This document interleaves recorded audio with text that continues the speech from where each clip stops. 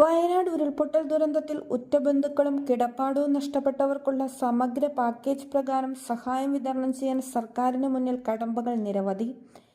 ആർക്ക് നൽകണമെന്നതിൽ വ്യക്തത വരുത്തുകയാണ് പ്രധാന വെല്ലുവിളി. കുടുംബം ഒന്നടങ്കം മരിച്ചതിനാൽ അവകാശികളില്ലാത്തവരുമുണ്ട്. ഇരയായ അന്യസംസ്ഥാന തൊഴിലാളികളെ സംബന്ധിച്ച് യാതൊരു രേഖയുമില്ല.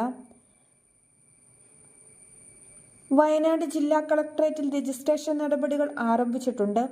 നേരിട്ടെത്തി വിവരങ്ങൾ നൽകാൻ കഴിയുന്ന അവസ്ഥയിലല്ല ദുരിതബാധിതർ. പരാതികളും ആക്ഷേപങ്ങളും ഉണ്ടാവാത്ത തരത്തിൽ സഹായവിതരണം ചെയ്യാനാണ് സർക്കാർ ശ്രമിക്കുന്നത്. എത്ര വെച്ച് നൽകണമെന്നോ അതിന് എത്ര തുക വേണ്ടിവരുമെന്നോ തിട്ടപ്പെടുത്തിയിട്ടില്ല. ടൗൺഷിപ്പ് അടക്കം സർക്കാർ പ്രഖ്യാപിച്ചെങ്കിലും അത് അത്ര എളുപ്പം സാധ്യമാവില്ല. ഭൂമി കണ്ടെത്തുക വലിയ വെല്ലുവിളിയാണ്. 1,00,000 ചതുരശ്ര മീറ്റർ സ്ഥലമെങ്കിലും വേണ്ടിവരും. വനമേഖലയായതിനാലും പ്രകൃതി ദുർബല പ്രദേശമായതിനാലും കേന്ദ്രത്തിൽ നിന്ന് അനുമതി കിട്ടുക എളുപ്പമല്ല. മുൻപ് ഉരുൾപൊട്ടലുണ്ടായ മേഖലകളിൽ പ്രഖ്യാപിച്ച പദ്ധതികൾ നടപ്പിലാക്കിയില്ലെന്ന ആക്ഷേപവും നിലനിൽക്കുകയാണ്. കടമ്പകൾ മരിച്ചവരുടെ ബന്ധുക്കളാണെന്ന് തെളിയിക്കുന്ന രേഖകൾ ഹാജരാക്കേണ്ടി വരും. വീടും സമ്പാദ്യവും കവർന്ന മണ്ണിൽ നിന്നും രേഖകൾ എങ്ങനെ വീണ്ടെടുക്കും? നഷ്ടപ്പെട്ട ഭൂമി, വീടിന്റെ വലിപ്പം എന്നിവയുടെ രേഖകൾ റവന്യൂ വകുപ്പിലും തദ്ദേശ വകുപ്പിലും ഉണ്ടാകും. ഉടമസ്ഥന് രേഖകൾ അവിടെ നിന്നും വീണ്ടെടുക്കണമെങ്കിൽ ഉദ്യോഗസ്ഥർ ഉദാര സമീപനം സ്വീകരിക്കണം. അന്യസംസ്ഥാന തൊഴിലാളികളുടെ വിവരങ്ങൾ ആവാസ് പദ്ധതിയിൽ രജിസ്റ്റർ ചെയ്തവരാണെങ്കിൽ സർക്കാർ രേഖകൾ ഉണ്ടാകും. ആകെ 55 പേരെക്കുറിച്ച് ഈ രേഖയിൽ വിവരങ്ങളുള്ളൂ. അവർക്ക് എന്തെങ്കിലും സംഭവിച്ചോ എന്ന് വ്യക്തമാകണമെങ്കിൽ അവരുടെ നാട്ടിൽ നിന്ന് അന്വേഷണം വരണം. പരിഹാരമുണ്ട്, മനസ്സ് വേണം. ആധാർ ലിങ്ക് ചെയ്തിട്ടുള്ള രേഖകൾ ഉടമയുടെ ഫോൺ നമ്പർ അറിയാമെങ്കിൽ സാധ്യമാകും.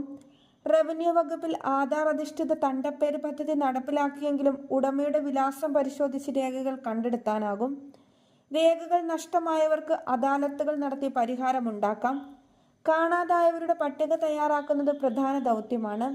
ഇതിനായി അങ്കണവാടി, ആശാവർക്കർ ഉൾപ്പെടെയുള്ളവരുടെ സഹായം തേടുമെന്ന് കെ രാജൻ റവന്യൂ മന്ത്രി പറഞ്ഞിരുന്നു.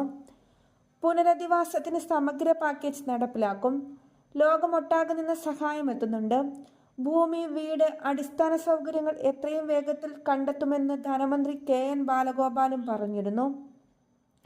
മരിച്ചവരിൽ തിരിച്ചറിഞ്ഞവരുടെ പട്ടികയാണ് വയനാട് കളക്ടറേറ്റിൽ ഇപ്പോൾ തയ്യാറാക്കുന്നത്.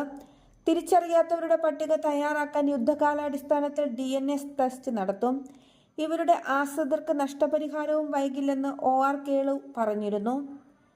സർക്കാർ കണക്കുകൾ പ്രകാരം മരിച്ചവരുടെ എണ്ണം 226 മേപ്പാടി ദുരിതബാധിതരെ പുനരധിവസിപ്പിക്കുന്നതിന് സംസ്ഥാന സർക്കാർ സമഗ്ര പാക്കേജ് നടപ്പിലാക്കുമെന്ന് ധനമന്ത്രി KN ഗോപാലൻ പറഞ്ഞു.